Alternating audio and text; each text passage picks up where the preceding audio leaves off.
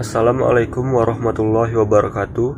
Saya Muhammad Irfan dengan NIM channel 19025, mahasiswa akuntansi diploma 3 Universitas Jambi. Seperti biasa, saya ingin mempresentasikan tugas saya, tugas akuntansi perpajakan yang berjudul menghitung dan mencatat secara akuntansi mengenai angsuran pajak. Baiklah, langsung saja masuk materi. Konsep perhitungan dan pencatatan PPh pasal 25. PPh pasal 25 jelasnya adalah pembayaran pajak penghasilan secara angsuran yang memang tujuannya untuk meringankan beban wajib pajak sehingga tetap dapat memenuhi kewajibannya. PPh pasal 25 dihitung berdasarkan data SPT tahunan pada tahun sebelumnya. Dengan ini, kita akan mengasumsikan bahwa penghasilan tahun ini sama dengan tahun lalu.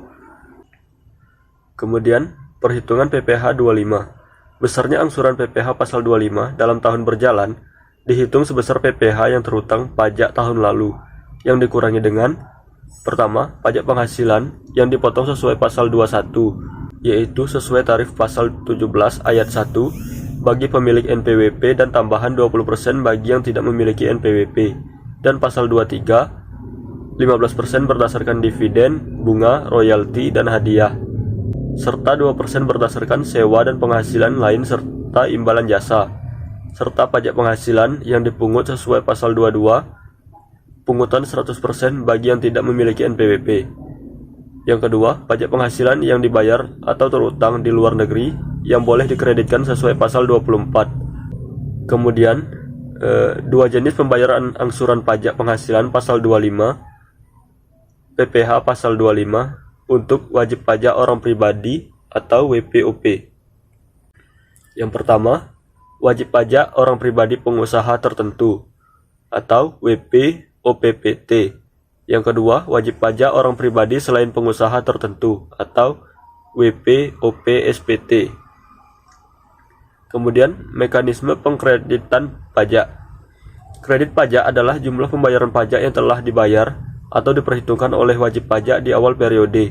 Jumlah pajak yang dibayar ini merupakan akumulasi dari pajak yang dipungut oleh pihak lain serta dikurang pajak terutang.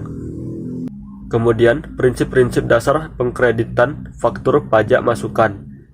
Yang pertama, pajak masukan dalam suatu masa pajak dikreditkan dengan pajak keluaran untuk masa pajak yang sama. Yang kedua, pajak masukan atas perolehan barang modal sebelum berproduksi dapat dikreditkan. Yang ketiga, pajak masukan dapat dikreditkan sepanjang BKP atau JKP terkait berhubungan langsung dengan kegiatan usaha melakukan penyerahan kena pajak.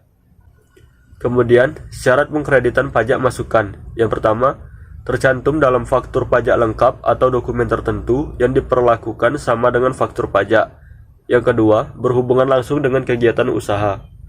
Kemudian, batas waktu pengkreditan pajak masukan. Pengkreditan faktur pajak masukan sebagaimana diatur dalam Undang-Undang PPN menyebutkan adanya toleransi keterlambatan yakni 3 bulan setelah berakhirnya masa pajak yang bersangkutan.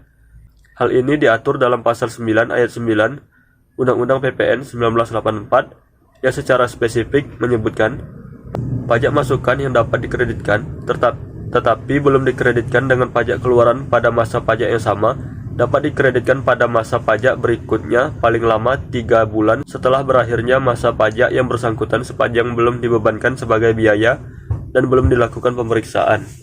Kemudian, jenis pajak yang tidak dapat dikreditkan.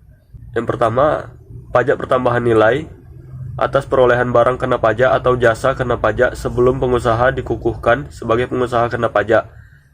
2. Pajak pertambahan nilai atas perolehan barang kena pajak atau jasa kena pajak yang tidak mempunyai hubungan langsung dengan kegiatan usaha. 3. Pajak pertambahan nilai atas perolehan dan pemeliharaan kendaraan bermotor berupa sedan dan station wagon, kecuali merupakan barang dagangan atau disewakan.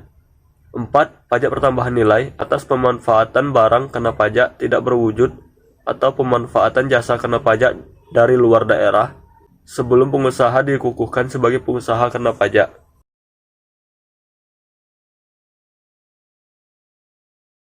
Baiklah, demikian presentasi dari saya. Lebih dan kurang saya mohon maaf. Saya akhiri. Assalamualaikum warahmatullahi wabarakatuh.